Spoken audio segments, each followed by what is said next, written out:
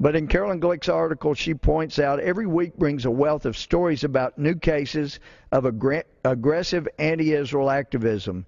At the University of Michigan last week, thousands of students were sent fake eviction notices from the university's housing office. A pro-Palestinian group distributed them in dorms across campus to disseminate the blood libel that Israel is carrying out mass expulsions of Palestinians. At Swarthmore College, leftist anti-Israel Jewish students who control Hillel are insisting on using Hillel's good offices to disseminate and legitimate anti-Israel slanders. And the left's doctrinaire insistence that Israel is the root of all evil is not limited to campuses.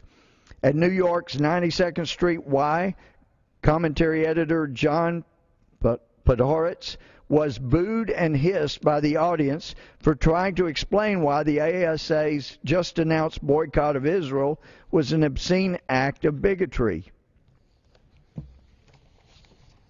It's a great article.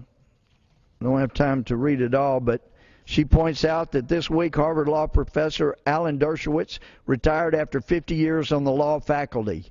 His exit the same week as the ASA and the NAISA announced their boycotts of Israeli universities symbolized the marginalization of the pro-Israel left that Dershowitz represented.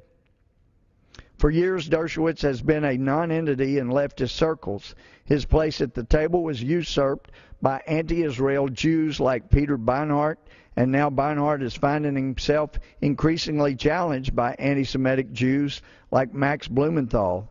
The progression is unmistakable, and people need to wake up and understand this kind of thing has all happened before. And when people don't recognize it, it happens again in history.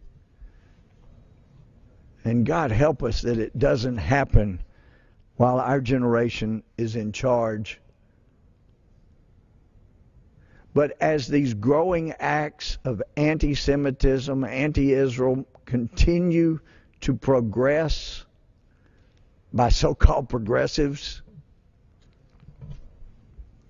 making it seem as if this is another apartheid, like in South Africa, that was so unfair, racially so wrong in South Africa, it got corrected. This is not the same thing at all.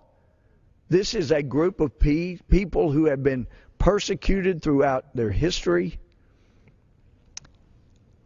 having a country where they have a longer history of right to that area than any other people existing today. And yet, as universities, the so-called left, become more loud and more vocal in their hatred and anger, I've wondered if Iran dropped a nuke on Jerusalem or Tel Aviv, if Iran killed 1 million Jews in Israel,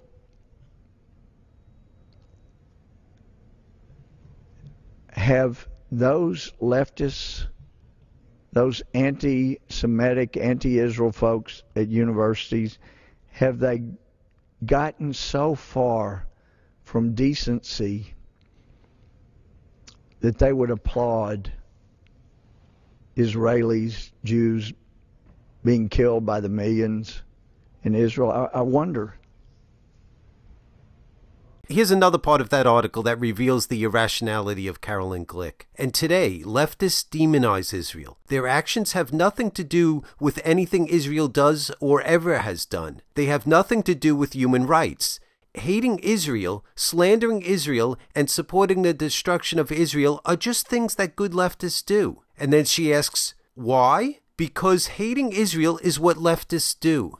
So she wants us to believe that people on the left have been concerned about human rights violations for decades, but for some inexplicable reason, they just pick on Israel for no reason at all. That's what she's trying to sell, and that's apparently what Congressman Gohmert has bought, along with his other crazy ideas. Oh, and the reason Max Blumenthal is slandered is because he told the truth about Israel in his book, which I recommend. You can read more about what other people have said about his book in the video description. There's a link there.